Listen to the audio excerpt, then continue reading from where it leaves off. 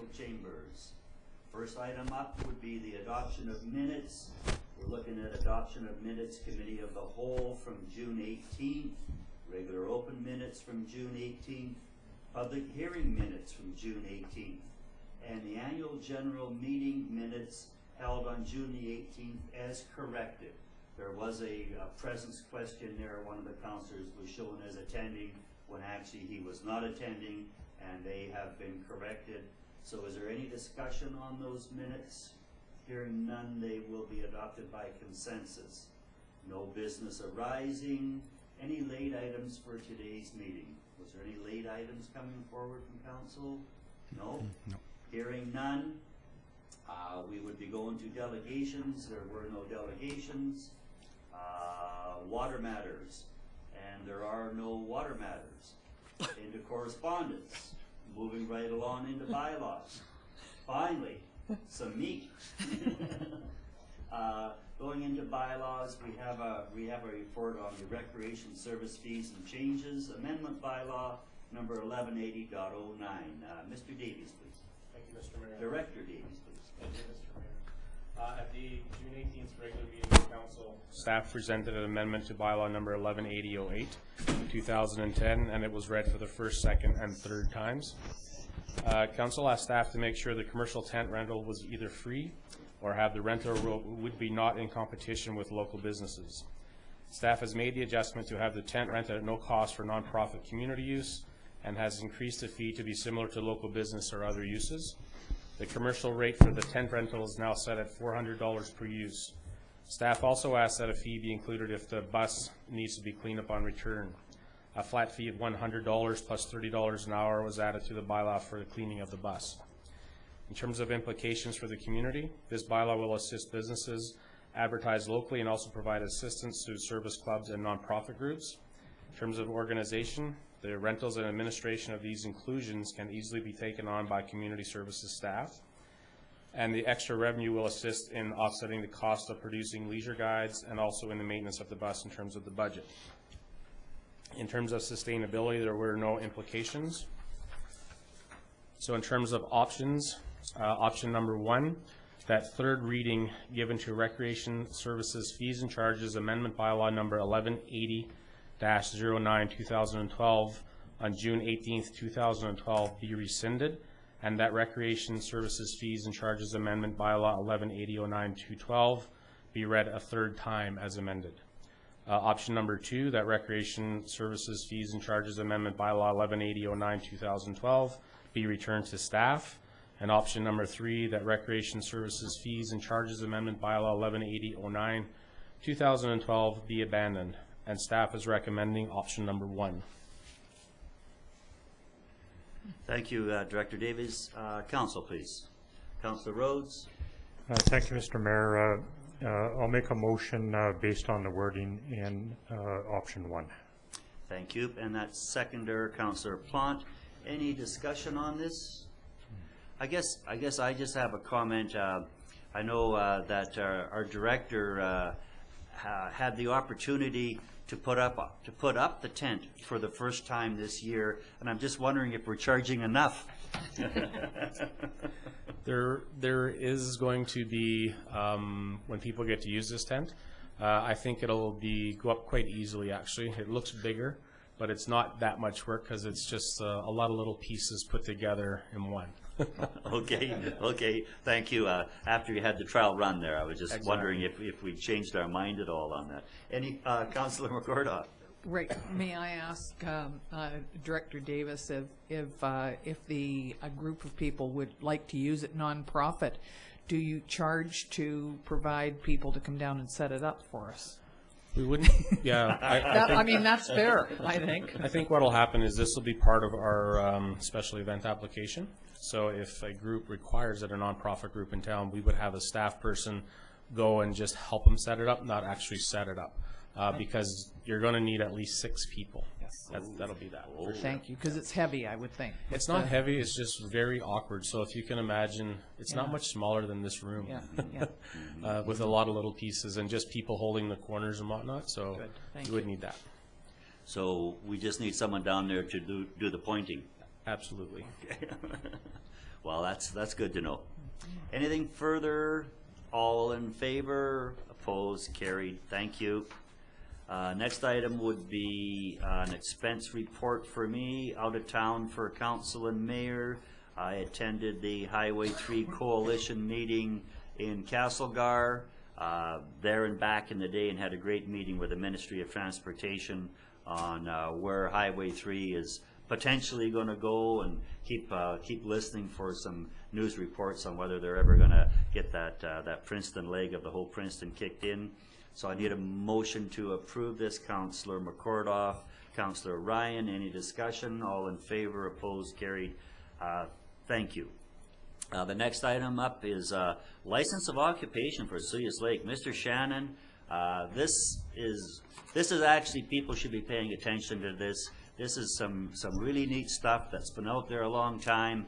We're just going down a whole new road on what the possibilities are, and it's very, very important for Osoyoos Lake as we hear reports from the citizens of Osoyoos looking at what they want on the lake, and these would be first steps for us being able to ever achieve control of the actual water and the portions of the lake that are within the town boundaries. So, Mr. Shannon, please, from our planning department.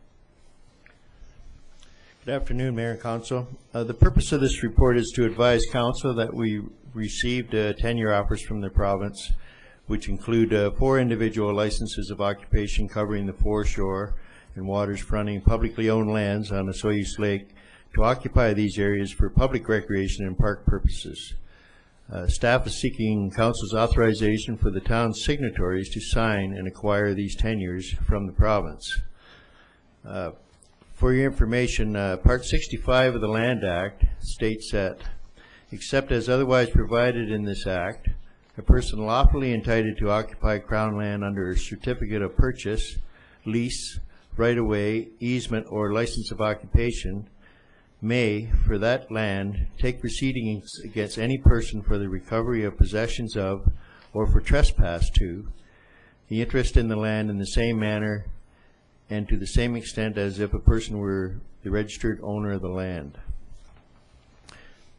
As part of our efforts in 2009 to advance the water zoning bylaw, we requested legal opinion from Young Anderson as to whether a license of occupation would improve our enforcement measures related to water zoning on Osoyoos Lake. Young Anderson advised the town that obtaining a license to occupy would bring these areas more squarely within the town's authority to regulate public places under Section 46 of the Community Charter, including the authority to seize things unlawfully occupying a portion of the license area. In their opinion, obtaining a license of occupation will assist the town in enforcement measures, both with respect to the Land Act and enforcement under the Community Charter. Young Anderson considers the term public place to be very broad in its meaning and does not specifically exclude public places not directly owned by the town, and suggests that public places be defined as including those water areas open to the public for which it has a license of occupation. With respect to enforcement under the Community Charter, Section 8.3b allows the town to regulate, prohibit, and impose requirements by bylaw in relationship to public places, and Section 46.1 provides a prohibition on excavation, nuisances, obstructions, or fouling of a public place unless permitted by bylaw.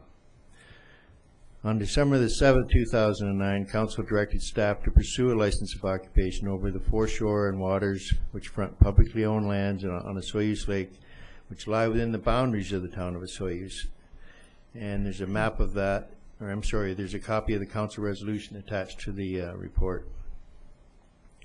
Moving on to the overview, on December 23rd, 2009, staff submitted the application to the province. Attached, you'll find a map of Osoyoos Lake showing all of these areas that were included with the application. And because of its size, it took the province 3 years to process our application. As it turned out, the province divided Osoyoos Lake into 4 individual quadrants and prepared 4 separate licenses of occupation. Attached, you'll find the covering letter for the 10-year offer covering the southeast quadrant of Osoyoos Lake and individual maps of each of the quadrants showing the areas to be covered by the provincial tenures. For your information, the town has a license of occupation already covering the portion of Osoyoos Lake that fronts the town of Osoyoos Marina, which is why it is not included on the map of the Northwest Quadrant. Due to the fact that the province found it necessary to split our original application into 4 separate applications, we have additional outstanding fees totaling $843.36. Implications under community: these licenses of occupation will strengthen the town's enforcement powers. Under organizational, a considerable amount of staff time was required to map the areas and compile information required by the province and continual following up on the applications. Under budget, additional application fees related to the application and the future cost of bylaw enforcement associated with Osoyoos Lake. And under sustainability, it will improve enforcement powers, which will contribute to the sustainability of Osoyoos Lake. Now, under the options, number 1, pass a resolution authorizing the town's signatories to acquire tenure from the province over the land described in the provincial license of occupation file numbers. I won't read all the numbers, to be used for the public recreation and park purposes for a 10-year term. Number 2, request additional information. Or number 3, abandon the applications. And recommendation, staff recommend option number 1. Thanks, Mr. Shannon, for that report. When we were looking at enforcement under the community charter, section 8.3b allows the town to regulate, prohibit, and impose requirements by bylaw. Would that include noisy boats? I believe it could. It could. Okay. Okay. So this would be the start of enforcement of boating infractions. I see Mr. Romanko reaching for the microphone here. Yes, please, Mr. Romanko. Well, it would be only within town limits, though. Okay. So within town limits, would that be headland to headland, or? Well, we have within the town boundaries, we have, what is it, 100? About 100 meters. 100 meters off of shoreline that's considered part of the town boundary. As shown in the maps. That's right. So it follows the shoreline 100 meters out as an example? Yeah. And that's it? That's it. Okay. Okay, so we were, at one point in our history, we were looking at, I guess, a head lease. And then would you control the whole area, Mr. Shannon? You sort of have a little bit of knowledge on that. Or maybe you have a lot of knowledge. I didn't mean to say a little bit. But you have more knowledge than us folks do.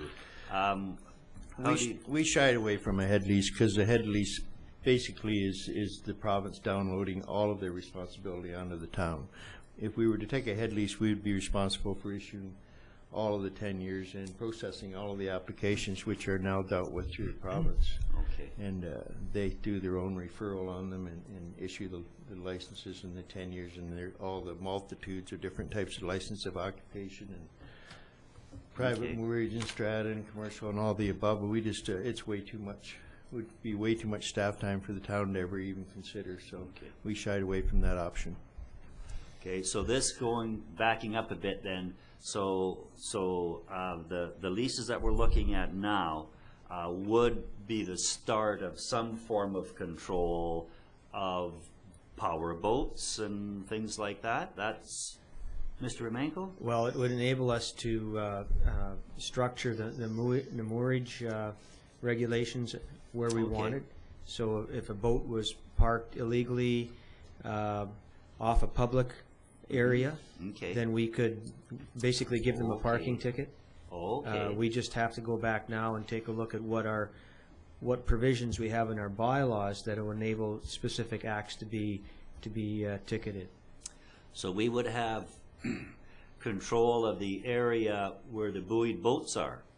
That's right. And the type of anchors that they use and the type of float that could be there and some of those safety issues. That's right. I better turn this. I'm sorry, I'm excited about this. I better turn this over to council. I'm sure there's other questions. Councilor Rhodes. Thank you, Mr. Mayor. So I'll offer the motion based on the wording in option 1. Okay, great. And Councillor Ryan for seconder. Speaking to it, Councillor Rhodes, please. Just a question for Mr. Shannon. At the end of 10 years, what happens? Is there a renewal process, or do you go through this whole thing? This happened so long ago. It was 2.5 years to get tenure on this. That was pretty lengthy, and just wondering what happens at the end of the 10-year term. Yeah, typically they'll offer you a renewal of the tenure a short time before it's going to expire, probably sometime early in the last calendar year before it's going to expire. They'll offer you a renewal. I was going to suggest that perhaps we should get to work on it right away. I don't think it'd take as long next time. The problem with this one was compiling all the legal descriptions and the mapping and just the sheer size of the application. And of course, they say that they have a shortage of staff, so it took a while for them to get to this one and get it through. Councillor McCordock. Thank you. As a member of the Lake Recreational Commercial Use Task Force, I am very much, very pleased to see that this has finally come forward, because we feel that that safety is a huge issue, and I think it's great. I'm just sorry it took so long, but so I'm definitely in favor of it. Great, thank you very much, Councillor Ryan. Thank you, Mr. Mayor. Well, I'm happy to second the motion of Councillor Rhodes. We initiated this 3 years ago, and happy to see it come to fruition. And I think it will do a lot of good things. I was just going to ask, in terms of the 100 meters and so on, if we were to compare that distance to the distance that our swimming boys are from the shore, where would they be in terms of meters offshore? Probably about halfway. Okay, on so average. So 100 meters is a good distance out into the lake. And I'm thinking when you mentioned that of a number of boats that I had seen sort of beached over the weekend at various points along the shore, in our riparian areas. So this would certainly give us the ability to control that sort of behavior as well. And Good. again, I'm sorry. Yeah, no, that's fine. And again, I think it's the start of maybe, you can start serving notice about noisy engines and bypasses and cutouts and some of those things that folks find quite obnoxious. If you can intimate that you're serving notice in the area that we do control, well, it's pretty hard to start changing what that boat does from in and out. It's just an opportunity to say, yeah, there are other folks here that live here besides the people that are here for 2 weeks running their boats. So it's a good start. Councillor Plant, anything on that, please? I guess just a little bit of a clarification for me. Thank you, Mayor. Jasmine Drive, let's say, for instance, I'm a person on Jasmine Drive and 32nd Ave. What do I need to, how is this going to affect me? Let's say I put a dock below me. How does this affect a person, let's say, household-wise?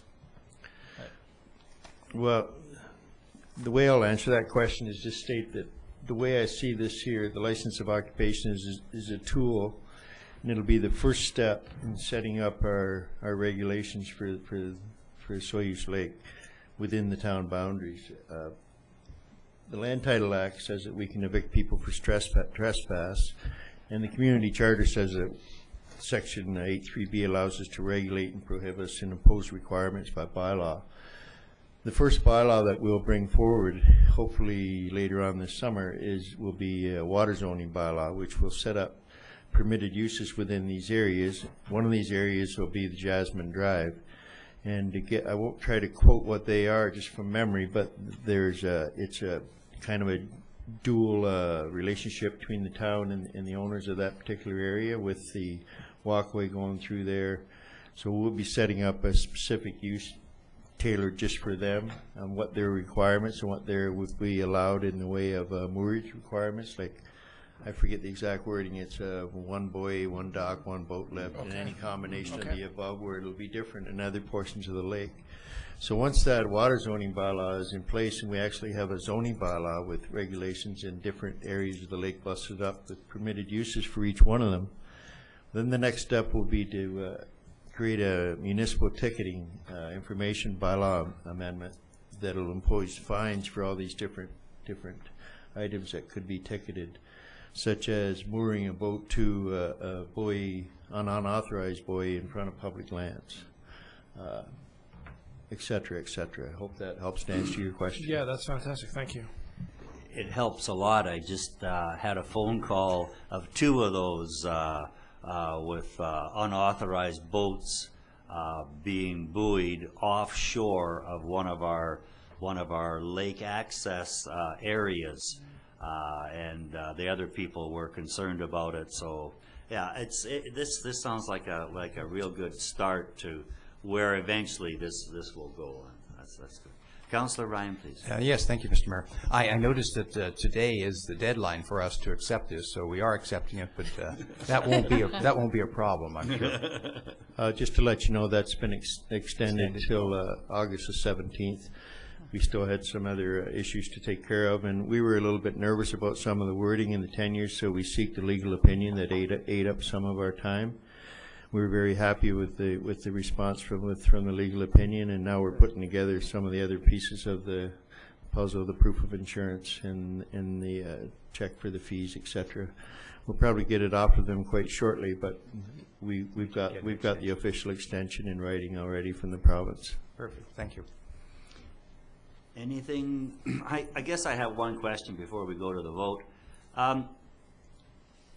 Is there a downside? Obviously, it's going to take it some more staff time just to manage this. It's a new tool, and we should be looking at new tools all the time. But is there a downside that we're not aware of? You know, you talked about the head lease and being way too onerous and that. Is there anything here that council should be, that red flagged about, or? Well, there is going to be an increase in enforcement costs in the future as we get into regulating these areas. Mm-hmm. That's for sure. There's going to be staff time required if we start creating areas for the public to park their boats with buoys and et cetera. And that'll take staff time and permitting of the buoys, and et cetera, et cetera. There may be an increase in the town's insurance requirements. I'm not sure, because we're actually pushing it over a wider area. I'm waiting to hear back on that right now from administration. But sure, there's always going to be some pros and cons to everything. But I think in the long run, this is the key to us beginning our enforcement on Osoyoos Lake. Okay, that's a great comment. Anything else from council? I don't think we need it read back. All in favor? Opposed? Carried. Thanks, Mr. Shannon. Next item up is the some additional marina projects. Mr. Armstrong. Sort of some good news. Good afternoon, Mayor and Council. On June 4th, 2012, Council awarded to V-Line Construction the contract for Lower Spartan reconstruction, Marina to the North End Alliance Park, and the Highway 3 sidewalk Pioneer Walkway to Harbor Key.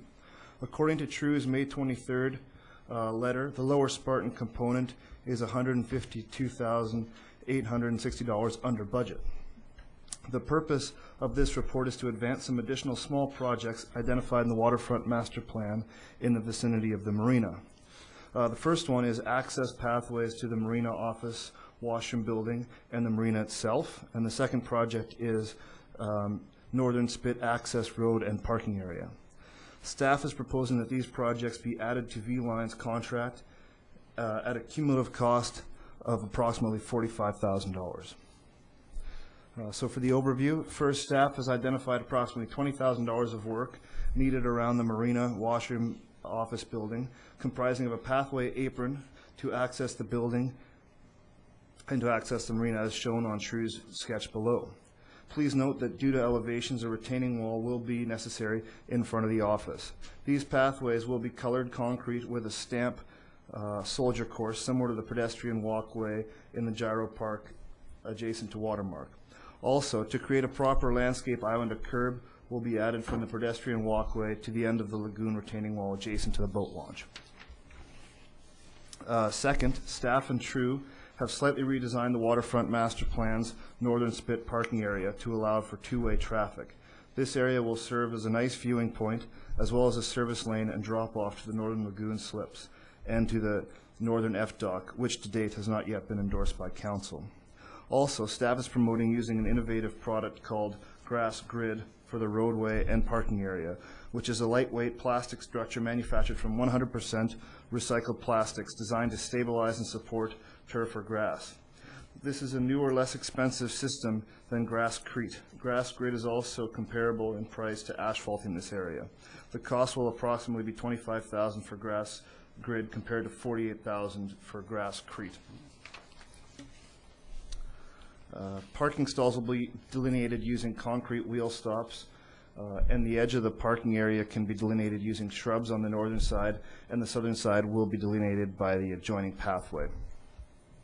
I'm going over two other small projects, but these aren't part of the funding that we're requesting, but just thought I'd bring them to council's attention. So other projects in the vicinity of the Marina. There are pathways on the northern and southern spit that form part of the DFO riparian authorization. These pathways will allow great viewing and have benches in the future and environmental interpretive signage. These pathways are proposed to be done in a 2-meter wide version of the runner bond paver pattern used near the Owl Pub and which will be used along the Marina and north to Lions Park.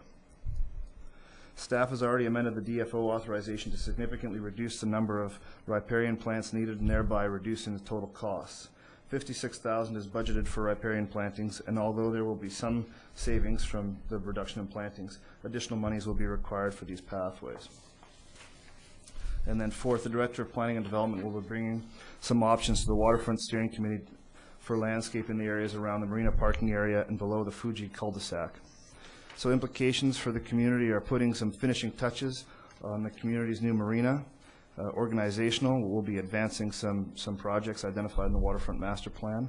Budget, these projects will be funded from the Spartan Fuji savings, and sustainability. Grass Grid is made from recycled plastics and is very sustainable by allowing parking on a grassed surface, which reduces heat island effect.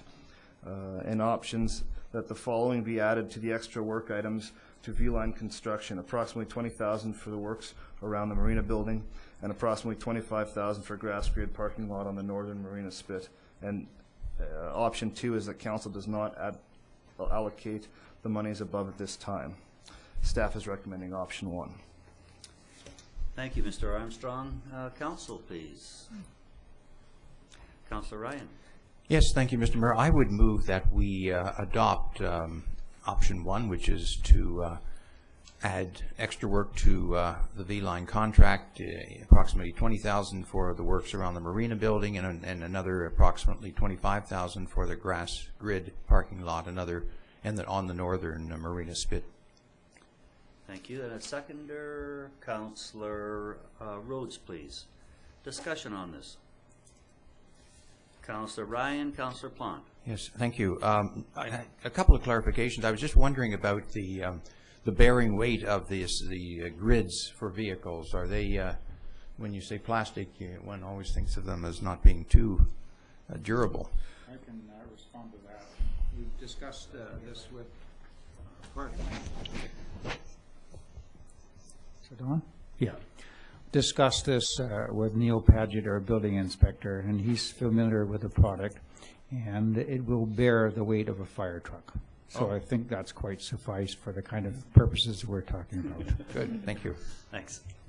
And I think I've seen that product at the UBCM. I've seen that gridded out in one of the shopping booths down there. So good. Councillor Plant. I guess that was going to be my question. Thank you, Mayor. About who's been using it in communities. It sounds like a great option for us, especially when we talk about the dollar amount, which is great. I've just noticed, actually, as I'm reading this, I'm looking at the picture. It says from Abbotsford. Could you elaborate on who's used it before and kind of?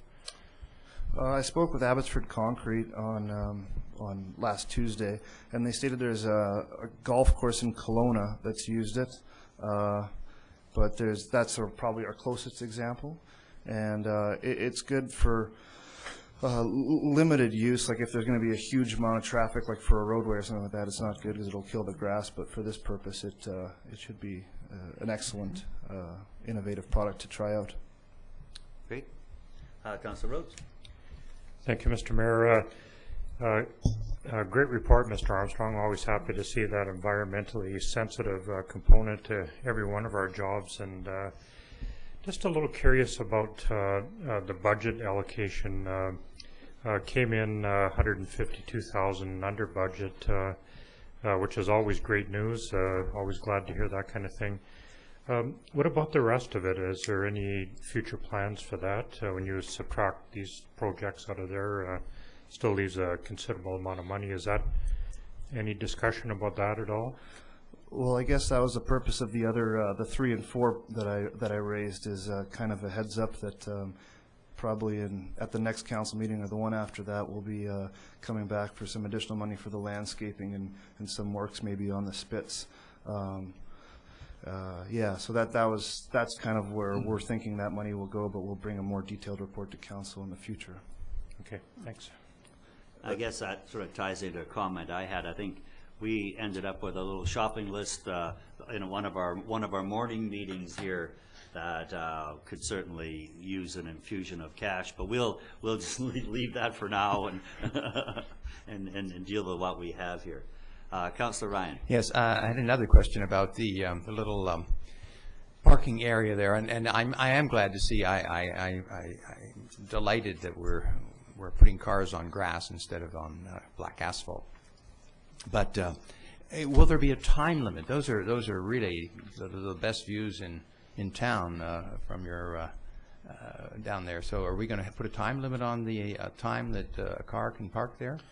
I think 15 minutes would probably be appropriate, like a pickup drop-off sort of scenario for those, because there'll be the additional parking north at Lions Park. Right. Okay. And what about bike racks? Are we going to have bike racks in the vicinity, because you do have a picnic table there and so on? Is that I think that's a great suggestion. Yeah. Yeah. And the other examples, there's a development near Gordon in Kelowna at the Aquatic Center, Sumac Ridge, and then BCIT recently used this product as well. Okay. Great. That sounds good. Anything else? Any further questions? All in favor? Opposed? Carried. Thank you. Thanks a lot, Mr. Armstrong. Next item is irrigation request from the Osoyoos Sailing Club. Mr. Romanko, please. Thank you, Mayor Wells. Attached, please find the request from the Osoyoos Sailing Club to assist with the installation of irrigation on a portion of their leased property. The club requires the extension of the irrigation to maintain 2 formal grassy areas that were developed during the recent parking lot project. The north end is part of the municipality's responsibility due to the agreement and the land exchange that was developed with the club. This is a very small piece of grass along the pathway that adjoins the area used by the boat launchers to straighten their units so they can back them down the Marina launch. The second area is along the path at the south end of their lease and was disturbed during their parking lot improvements. As a result of this disturbance, the area was landscaped and new grass seeded. The area was natural grass that survived, but the new grass will require irrigation to maintain a positive appearance. The club's current irrigation system doesn't extend to these 2 particular areas. In terms of implication, the community wants to maintain a positive appearance in the area. There's no organizational impacts. Budget, currently we don't have a final figure for the development of the Marina parking lot. We are waiting to see what funds remain to address the landscaping of the area. And after I had written this report, I got something of an update that it looks like that we've basically expended all our funds on the parking lot area. So that was kind of just a further update. I have requested that the club provide 2 estimates, which in fact are attached. There's no sustainability issues. I've presented 3 options, and that number 1, approve this request at this time based on the lower estimate and add to the total cost of the project. Wait until the parking lot development costs are available and make a decision when availability of funds is known within the scope of the budget. And 3, deny the request from the club. Administration recommendation is option 3, to deny the request. The grassed area at the north end can be dry landscaped when we are doing the marina landscaping, and the request for the south end of the irrigation is part of the club's lease and should remain their responsibility. Thank you, Mr. Romanko. Council, please. Councilor Ryan? Well, yes, I'll make a comment first, I guess, on the recommendation. I did look at the north end there, and you know, it's a fairly large area that they have grass seeded and so on, but unhappily it's filled with footprints, and I think what's happening is people are pulling in to launch their boats, and people are getting out of the passenger side, and you know, they're stepping on it. So probably some kind of more dry landscaping or rockscaping might be more appropriate there actually than grass, because until the grass gets established, I think there's going to be a lot of foot traffic over that area. So that seems to make sense to me. I guess in terms of their upkeep of the area, I guess it's reasonable to assume that this is their responsibility to irrigate their land. I don't know whether who put it in originally around it, but I do think that on the north end it makes sense to go from the grass and the dirt that they have to something that's more tolerant of people walking on it. Okay. Just a couple of comments on there. I'm sort of hoping that we look at option 1, but that's up to council. When the area you're describing, are you talking about a parallel area where you pull in to back up? That's what I thought was being discussed. Yeah. In other words, the pathway is here by the parking lot. The roadway. And then the roadway. Yeah. And then you've got the pathway that we walk on, and then you've got this drive-in, and then there is something about I don't know, it's not quite a meter wide, and you know, about 10 meters. With that, the other boundary of that would be the cedar trees. Actually, it's just beside the walkway, I think. That's the one I was speaking. It's on the west side.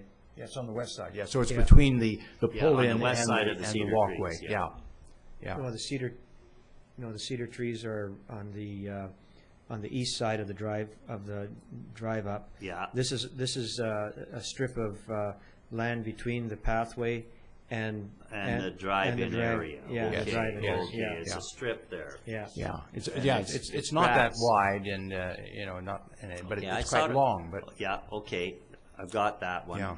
I thought it was out by where the sailboats were on the lake side of the Cedars. Wasn't there a patch there that when we were down there dealing with them on that? Yeah, anyway, they didn't address. They didn't identify that as a need. And I can see that being dry land, and probably for the benefit of everybody in card irrigation and cutting. But on the south side, did we not create the issue, Mr. Romanko? In your report, it seemed to intimate that we created we took something up or took something out. Well, we disturbed the area, and I guess what was growing there was probably weeds and something of a more natural turf that didn't require watering. What's been replaced is a formal grass seed, and makes their property look very much nicer. So, and it is part of their lease. Okay. Okay. Councilman McCordock. Thank you. Can I ask, at the south end, in other words, in front of White Sands, there is obviously some irrigation, and on the lakeside, is that parkland? Do we have that? Is that our responsibility to do the irrigation is what I'm asking, and I'm just wondering if they've got some irrigation at the sailing club and there's some there, is there any way that it can be joined up without this big cost? No? Well, It's any way too you big look an at it, you area. gotta move a station out there, and I would say that that's our irrigation on the other side of the parking lot. And again, this is on their leased property. Yeah. And and then we have a sidewalk in between, so it's a lot easier to service this particular piece from the sailing club side. Okay, we need, we're still looking for the resolution. Councillor Ryan, please. Okay, well, I would like to put forward a resolution that we cover the lowest cost estimate for the south portion, and that we dry landscape the north finger by the pull-in as part of our landscaping around the marina and marina office. Okay, seconder on that motion, Councillor McCordoff. Further discussion, Councillor Rhodes. Thank you, Mr. Mayor. Well, when I first read through this, I was all keen to go against the recommendation until I scrolled down and seen the costs of installation on this. I was just absolutely shocked. It would have been a lot more palatable if they would have came in at much reduced prices. A 3-station irrigation system, I can't in my wildest imagination, and being $1,600 just seemed way out of line to me. Perhaps I'm living in a vacuum or something, but that area has always been serviced by an irrigation system, and I don't think we interrupted that process there. Did we, by any of the work that we did there? Well, the sailing club tells me it wasn't irrigated, and we weren't irrigating it. Well, somebody was providing water onto it. It's a green space, it always has been. So anyway, I don't know. It's such a small area that I can't envision the cost being as high as it was in this estimate. So perhaps this motion might be a good compromise, I guess. So I would speak in favor of it. Okay, okay. And Councillor McCordoff. Thank you. I'm just wondering if it says a 3-zone system, is it possible that it would be down to a 2-zone if we're not doing one of them? Can we check on that? I mean, I just think Well, that we might would, cut yes, down on the yeah, cost a little bit. Yeah. This, you see 2 estimates in front of you, and that's for the entire Right. both ends. So it could very well be that the cost will be less because we've decided not to proceed with the north end. And I think if you wanted to, I mean, going out that north end, if we were looking at the grass on the lake side of the Pyramid Cedars, put a piece of 1/2-inch pipe down there and a sprinkler head on it, and we probably got what we want. This does seem to be high priced. Very. But again, Well, yeah, I mean, if we want to put an upset price of, that would be one thing where we could say we're prepared to pay up to a certain amount of money for irrigation at the south end. I'm liking this better all the time. So now, do you have the number? I don't know much about irrigation systems and their costs, but I mean, put a cap on it. are we looking at something around $1,100 perhaps, or $1,000? There you go. That's I like that. Okay. It shows a willingness, and it's amazing how innovative people get when you have dollar restrictions. Okay, so we should say 1,000, and then if my seconder is agreeable to that. Absolutely. Okay, how's that, Councillor Rhodes? Sounds great to me. Getting better? I could support that. Okay, I like it too. So all in favor? Opposed? Carried. Okay, great. Some middle of the road ground, and if it's not middle enough, then I guess it's nothing. Okay, next item, smart meters. Okay, Mr. Remenko, please. Thank you, Mayor Wells. On May 22nd, Bob Gibney from Fortis made a presentation to Council in an effort to seek a letter from Council endorsing the installation of smart meters in Osoyoos. As a result of this presentation, Council provided the CEO with the following direction. Council requested that prior to considering providing a letter identifying Council's position to Fortis on the advanced metering infrastructure, that CEO Remenko prepare a report that provides Council with the information that will assist in formulating that position. Items for inclusion include, but are not limited to, the town's registering as intravenous status, reinstatement of the time of use rate, possible implementation of an opt-out clause. Attached to the report is additional information that speaks to the topics of the advanced metering infrastructure, smart meters and time of use pricing, cost value added of installation. Some of the municipalities had voted for a moratorium on smart meter installation, and BC Hydro Smart Meter Program information. The above information provided has not been critically researched and presented in a fashion that is intended to provide a totally unbiased sense of the issue. The following resolution was discussed at the 2011 UBCM, and I won't go through the entire resolution, but I think what's important is I just mentioned that it was kind of the resolution, and that resolution therefore be resolved that a moratorium be placed on the mandatory installation of wireless smart meters until the major issues and problems identified regarding wireless smart meters are independently assessed and acceptable alternatives can be made available at no cost to the consumer. This resolution was passed by the municipalities that were present.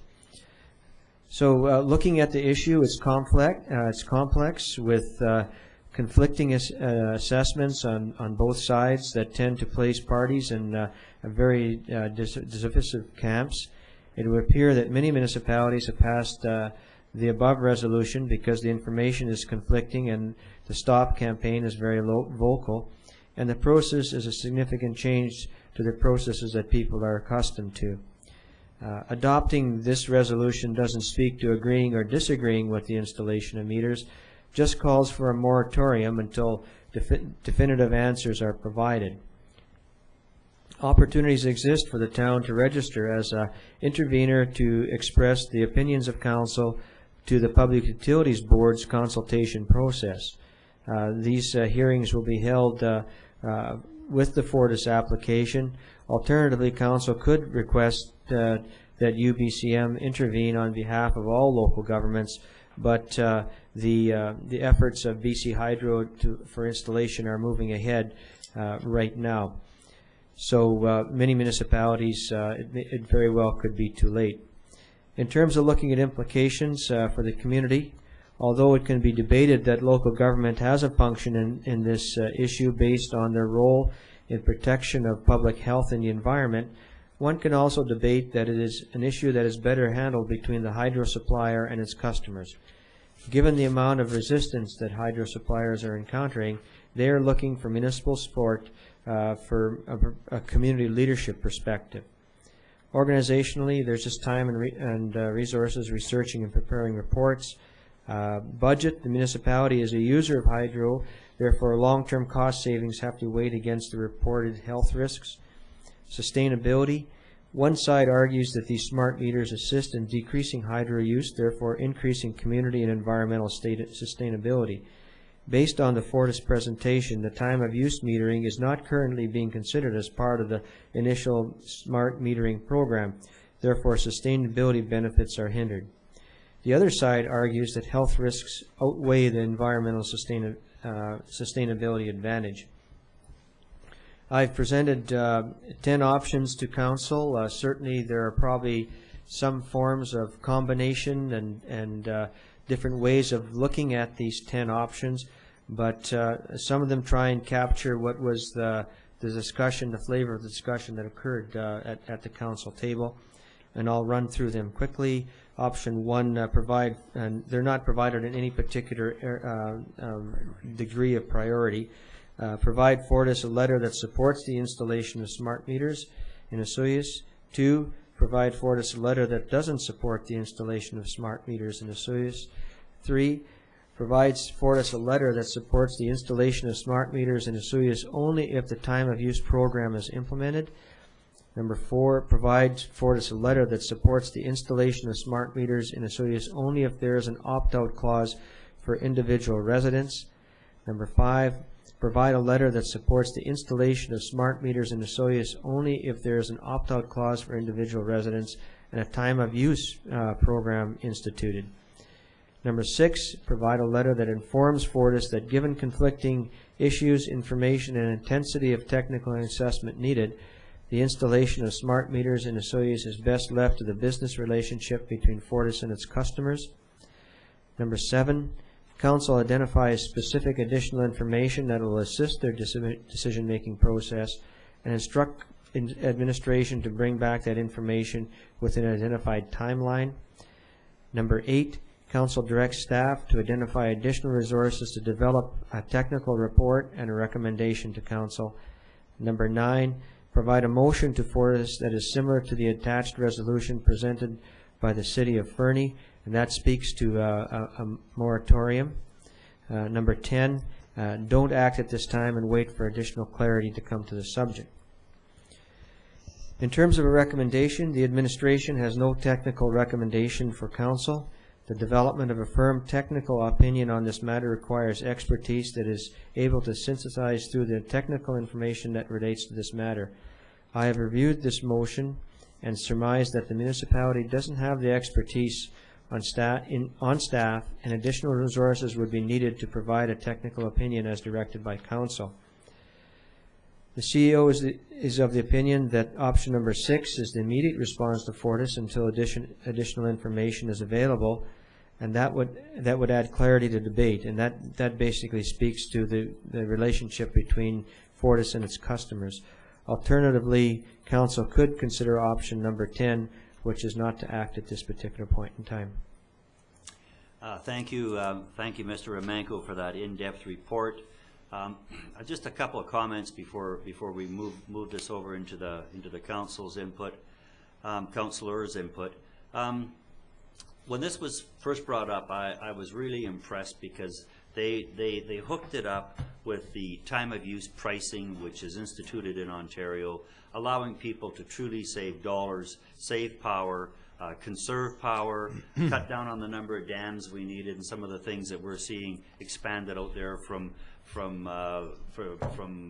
the small hydro projects to some of the bigger ones that are up there that are being looked at, including Site C.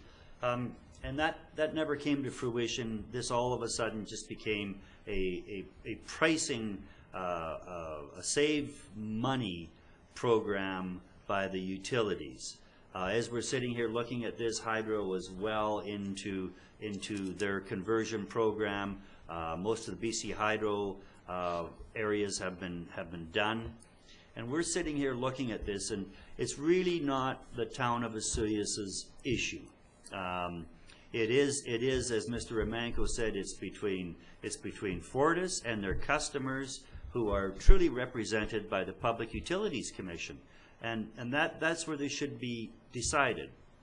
However, when we first brought this up and Mr. Gibney made his presentation, we received, I believe, 80-person petitions saying that they did not want this, and this was just the start.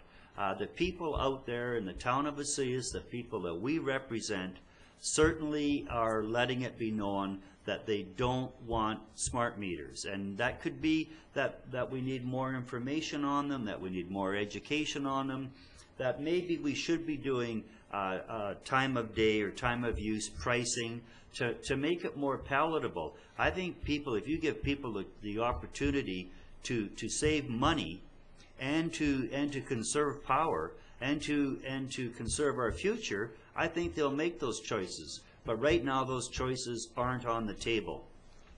And as elected officials, for the folks in the town of Osoyoos, I think they want council to take some position. And I think it's just more than a moratorium.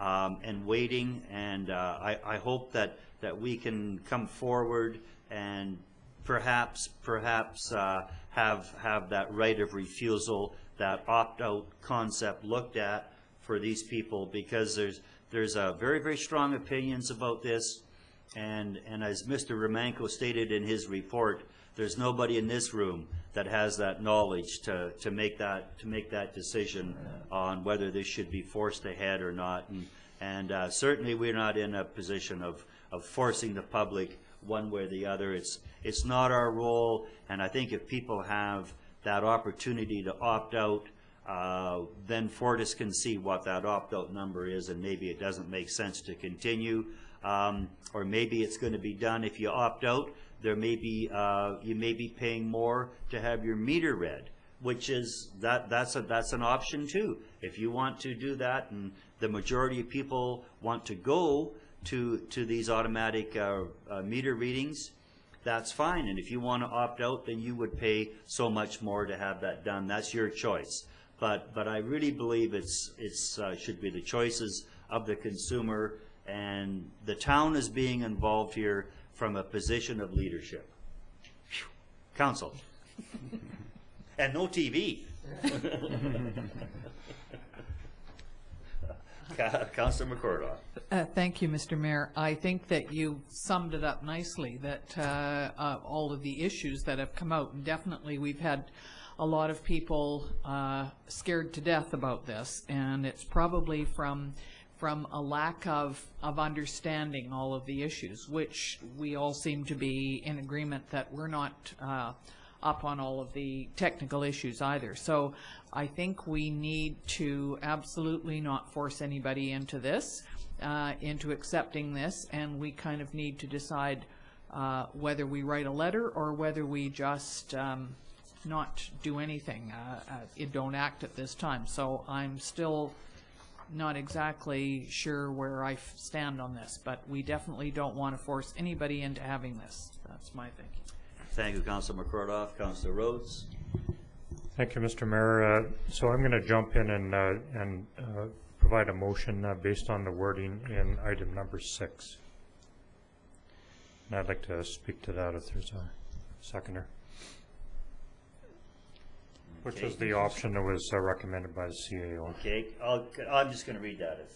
Okay, number 6 would be to provide Fortis a letter that informs Fortis that given conflicting issues, information, and intensity of technical assessment needed, the installation of smart meters in Osoyoos is best left to the business relationship between Fortis and its customers.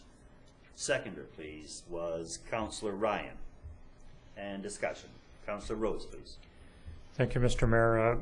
So following this thing for quite a while now, I have a incredibly high level of concern about BC Hydro and Fortis in this particular example.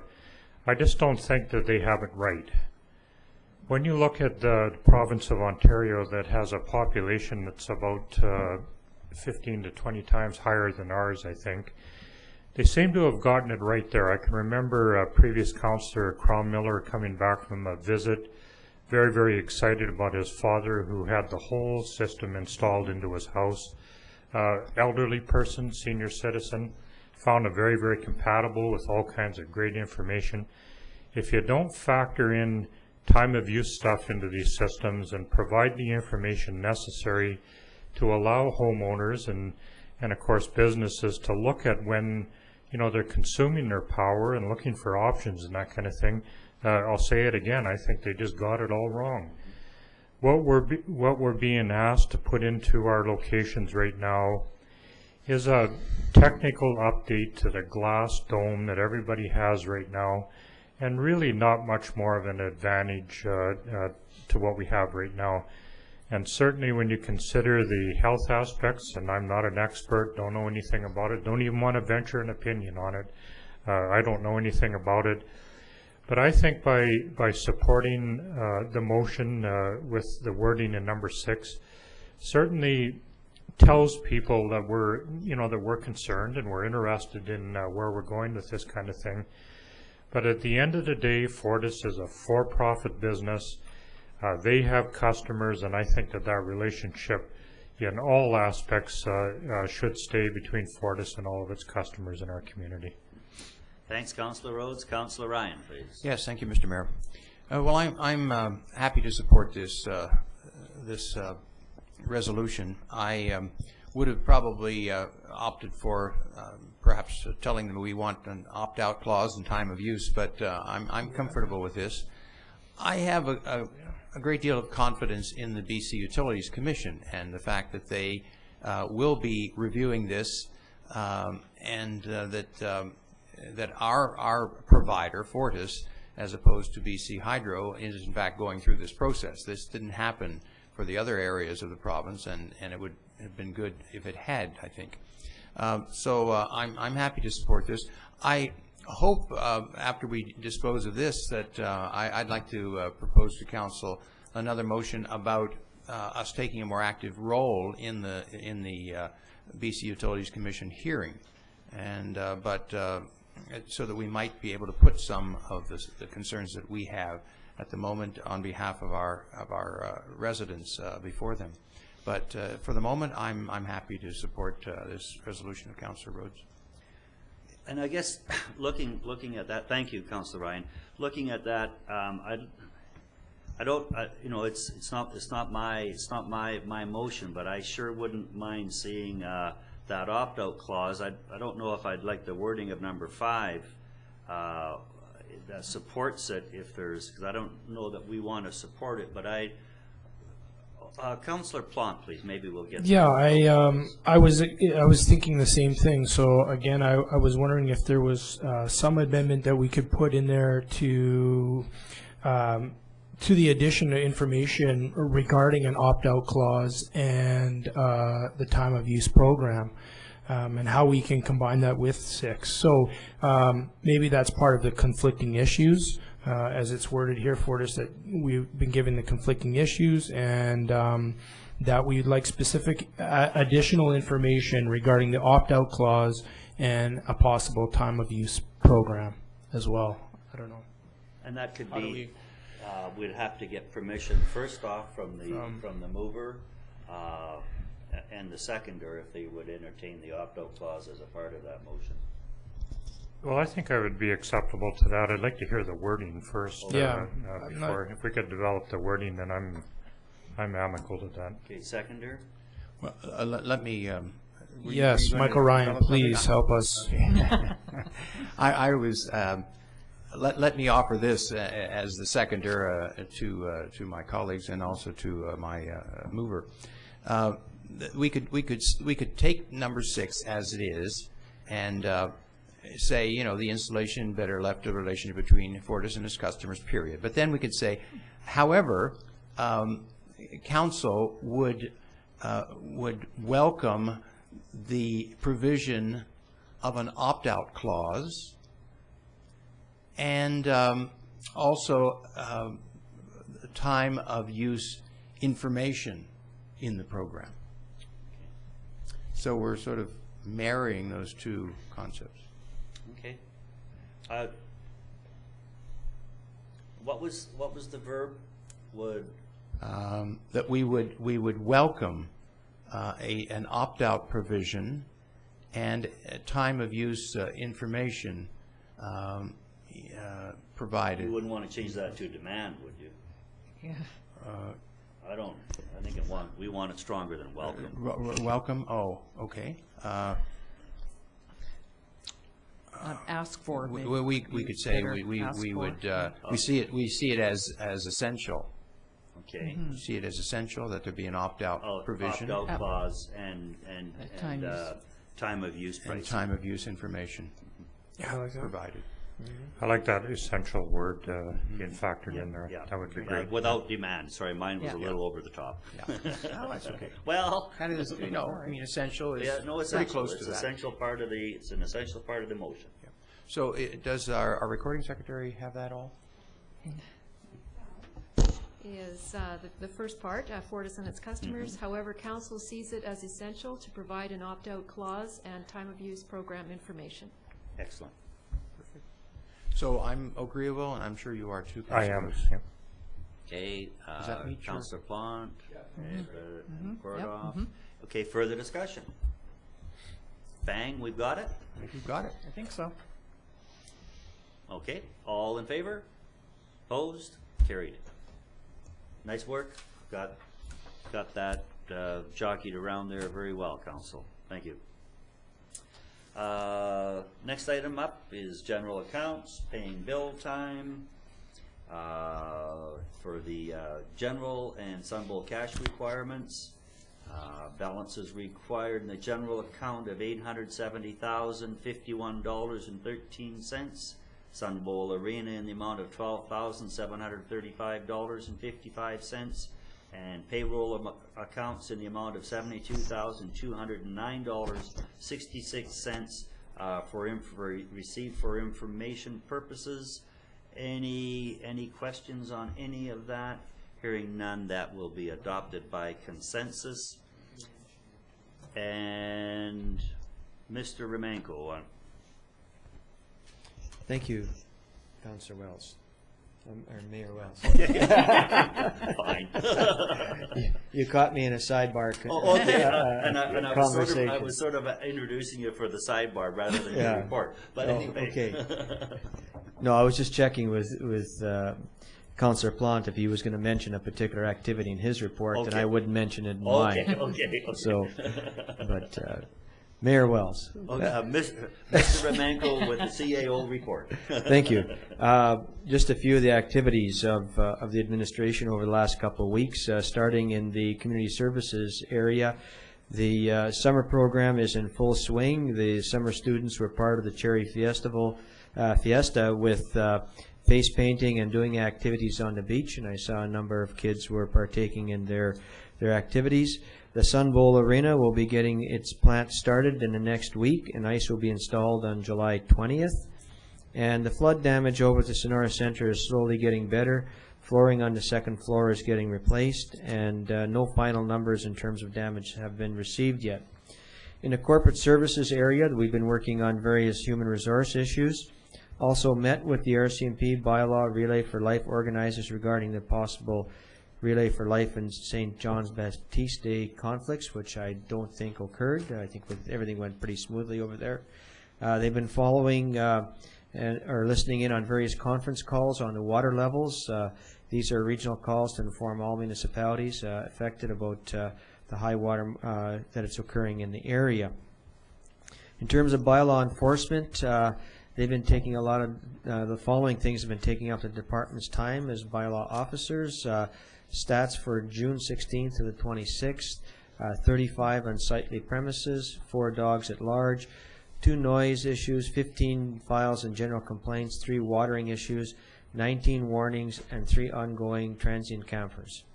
In the finance department, it's taxes, and you still have just about an hour and 20 minutes to get your taxes paid. In public works, certainly there was a lot of flurry of activity getting the community ready for the July 1st Cherry Festival festivities, and we've been dealing with an odor issue down at our border, one of our border lift stations, and also we continue to install the recycling containers, but we haven't figured out how to get those containers being used. I see a lot of cans are being dropped by the containers, but they are intended to really hold them, not just to track them. In terms of the CAO, I've been working on a new budget policy that I'll be bringing to the directors tomorrow, and then it'll be brought to council to the committee of the whole next week or next meeting. I attended a meeting of the municipal employers to discuss common employer issues. Also attended a legal session done by Don Lidstone, and held a union management meeting, and worked on with other directors the record management processes. We're looking at revamping how we do our record management. Very much our electronic processes are being updated. So that's some of the things that we've been involved in over the last couple of weeks. Great, thanks, Mr. Romanko. Heading into councillor reports, and Councillor Plant gets the easy road today He gets to do all the thank yous after the great weekend we had. He's going to steal everyone's thunder. Well, we'll start with a few other things I did before that, Okay. and then we'll go into that. June 21st, our Splash Park committee went on a little field trip. We decided to head off on an adventure from Oliver to Lake Country to look at some of the splash parks that have been produced with budgets of 130 to 700,000. We saw everything. On that bus, we also brought a few kids because we wanted to observe how they could play in those areas and what would work and function for us. So we learned a lot on that, and we got the chance to meet with the recreation directors in each area, as well as their public works would come and tell us about the maintenance and function of those and what it took to work and work with those. So it was very positive, and we're very excited about some of the stuff that we learned on that. As far as we went into a committee meeting on the 26th, so a couple days later, and we got a chance to meet with Brad Heinz. He's a regional play consultant for Rec Tech. So now we've met with two. We've met with Rob Layton from Habitat and the Aquatic Recreational Company. And so we're getting ideas about how we process our design, and so they're going to do a couple of mock-ups, which we're very excited about, that are suitable designs for the space that we have. We also got some good information on well down there, that we have the volume necessary to provide for that area, and if a splash park was feasible there. So we're excited about that as well. To go back as far as the June 23rd Relay for Life, I had a chance to go down there. It's an emotional day, especially that first lap when you talk about the survivors and listening to their stories. I was wearing my combat gear that day because I was part of the combat cancer team, and so it was a privilege to be down there. And just again, it was emotional that first lap, to watch our survivors do that first lap as we got started. And on that day, we also did a little bit of our staff golf tournament, and the skies opened up for us for 2 hours, which was perfect. We got our 2 hours in and got to play, and so that was very nice. The following day, as part of my volunteer fire department duties, we did have a little bit of a firefighting picnic up at Jim Libel, and the only reason I mention that is because we've recruited many new people on the fire department, and this was a way for us to get to know each other and their families, and again to thank the families, extended families, for allowing us to do this service for our community. So I want to thank everybody for doing that, and then Jim as well for allowing us to go up there and meet each other. June 28th or June 25th, we had our Recreation Commission meeting. Some of the new business that we talked about was a trail map that we're looking at, helping to a local trail map. More to go out to some of the spots that we have here to provide not just for tourists but for locals and their families who come in. There are many trails out there that I wasn't even sure where they originate from, what they're called, how they start, where they start. So we thought we'd start looking at something like that and hopefully advise on a couple different things that we can do with a local trail map. And the other thing we talked about was the fitness equipment on trails. This is Councillor McCordoff's.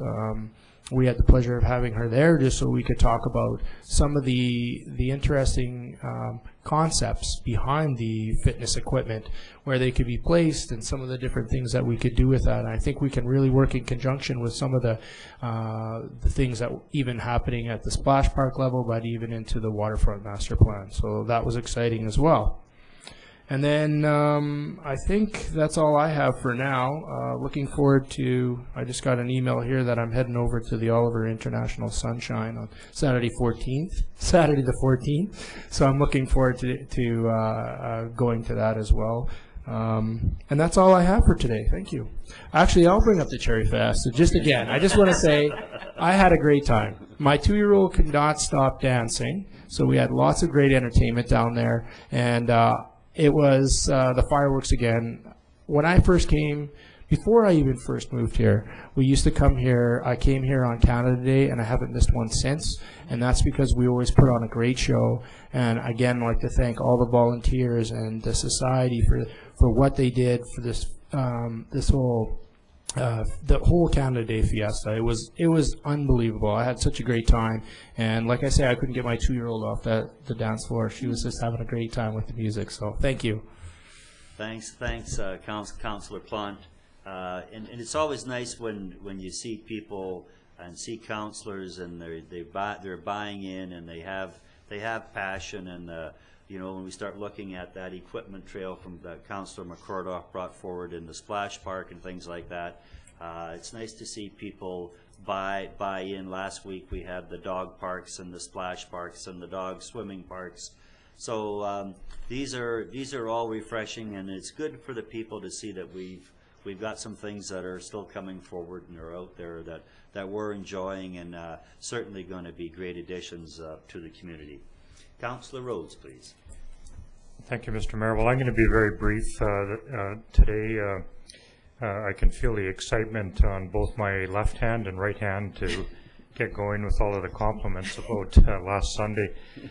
Just wanted to pause and reflect on one of the things that I feel that is so important about our Canada Day celebration, and that's the many, many acts of our volunteers, and I know you guys are going to talk about it a little bit, so I just wanted to take this time to thank absolutely everybody that was involved in it. It's incredible, all year round we hear about service clubs and all of the other organizations that rely on volunteers and how they struggle all the time. I couldn't believe it. I was up early in the morning and went down for the pancake breakfast, which was put on by all volunteers, right down to the very, very last fireworks that went off late in the night. And it's just incredible how this community comes together and puts on a show like that. And I'm stealing some of the words from Mayor Wells's comments when he opened up on Sunday. It just happens here, and it's phenomenal. And thank you very much to everybody that was involved. I really, really liked it, and my comments are directly from the heart. And once again, thank you very, very much. Thanks, Councillor Rhodes. Very well stated. Yeah, just a great day. Councillor McCordoff, please. Yes, thank you. Well, having been involved with the Cherry Fiesta for many years and the chairperson for the last 10, I took a slightly different role this year and thoroughly enjoyed it for the 64th annual. But I certainly have to give credit to the Cherry Fiesta committee. Nancy Keterenchuk did a fabulous job of organizing it all. And we have a ton of volunteers who worked for 2 or 3 months getting this ready. And despite the rain and the hail and the lake in front of the bandstand, everything worked out very well. So thank you to everybody. And I went home and fell asleep, and I missed Frank's fireworks, and I'm going to have to apologize to him. It's the first year this has ever happened. But anyway, I know it went off well because I could hear it. I need to tell you that next year will be the 65th annual, and my job will be to line up all of the past royalty and we're hoping to get as many as possible into the parade. So your judging next year will probably be a little more complicated. Let's put it that way. And I'd just like to say congratulations to Queen Madison, Princess Caitlin, and Princess Isa. You're going to have a fabulous year ahead. And one more thing, I had 2 people talk to me last week of conversations that I remember. One person said, "Oh, I think this is just the nicest time of year. It's hopefully summer soon, and there's all kinds of people in town, and they're enjoying all the events, and they're out in the lake, and you can hear people having fun, and was just really, really looking forward to it." And then somebody else said to me, who had been here for a long time, "Oh, I can't believe it. We've got the whole summer to look forward to. All those visitors are here. I can hardly wait for the September long weekend." So we have 2 points of view. And what I would suggest to everybody is that enjoy the summer, enjoy our visitors and the numerous activities that are here for our enjoyment and our visitors' enjoyment, because they are here to help support our community, and that we really need them. And be a little bit patient. I know that in the summertime, I think to myself, when am I going down to the grocery store? At all other times of the year, I go when I feel like it. But now it's just a little bit busier on the roads, and so I pick and choose my times to try and accommodate when I know that there won't be hundreds of other people in the stores. So enjoy the summer. It's why we have Canada's warmest welcome. Thanks, thanks, Councillor McCordoff. Just a few items to touch on. I received an email today from the Okanagan Basin Water Board. This will be a press release coming out. Ken, I'll get it over to you, or Keith, I'll get it over to you right away, on the IJC, and it looks like we're moving ahead without that guarantee of water over the Zozo Dam. So we'll be back dealing with lake levels, and the IJC will be holding public hearings here in Orville on July the 24th and in Osoyoos on July the 25th. But it's a part of this press release. We'll get some good information out there so that people can come to the meetings and have some input into issues dealing with the lake quantity. Mr. Mayor, I don't want to follow you, so may I just say a few words? You're a hard act to follow. Okay. Thank you, Councillor Ryan. Good. No, I'll be brief, though. The last from the councillors, Councillor Ryan, please, with my apologies. No problem. Well, I will be brief. I spent the last few weeks, 2 weeks, I guess, or so, with some family time, wedding of our son, reunion with some of my relatives, and also supporting family in various ways. One of the relatives is still recovering from hip surgery, so I was sort of out of the province and away, but glad to get back. And of course, I'd like to offer my congratulations and appreciation to, especially to Nancy Kataranchuk, her committee, and to Frank Zenfleet, and all the people who were involved in all the aspects of making our Canada Day so wonderful. It was just terrific, and it was so. I found it so satisfying and such a source of pride to be able to point out to people and take them around and talk about all the infrastructure that we have done, whether it's the parking lots or new pathways or Marina or just all kinds of things, covering new roads, new sidewalks, so many good things that we have done, and I've been able to be a part of. Also, I have sort of a blue seat on for the dog park in the dog swimming area, and it was well used, and it seemed like everybody was staying pretty much within that little perimeter. They can't get behind the museum because of the high water, but they really seemed to be enjoying it. I talked to a few of them, and they said, "Oh, it's just wonderful, just wonderful." So I just want to just take another minute to talk, give a kind of a food report, because I've been able to try out some of the food offerings in the town. And what the Councillor Rhodes said about the Bulldog Burger Bar is true. It's very good. I'm very tasty, and I certainly recommend it. I also tried out Beach Bum Lunchbox down at the Gyro Park, and I too would recommend that. And at the Saturday at the Farmers Market, I went to the Lake Village Bakery, got some of their wonderful combination of rye and whole wheat bread, and we just finished the last piece today at lunch, and I'm going to head over there and get some more tomorrow morning. So it's just delicious. So if you haven't tried any of these places or some of the other new places, we've got a number of new businesses as well as new restaurants and foodieries. Please do. So over to you, Mr. Mayor. Okay. Thanks, Councillor Ryan. I'll just continue right along there. I probably won't even miss a hitch here. I attended the royalty crowning on Saturday, June the 30th. That's always such a special night. A lot of out-of-town royalty was there. that also attended the parade the next day. And it's really a neat event to see those young girls there all turned out. And again, from when they start the program, if you see them in some of the talent displays or public speaking, and watch them grow through from then to crowning, and then you go from the whole year when they were in, and the retiring royalty presented a video of where they'd been and what they've done. You have no idea how busy those young people are being ambassadors for the town of Osoyoos.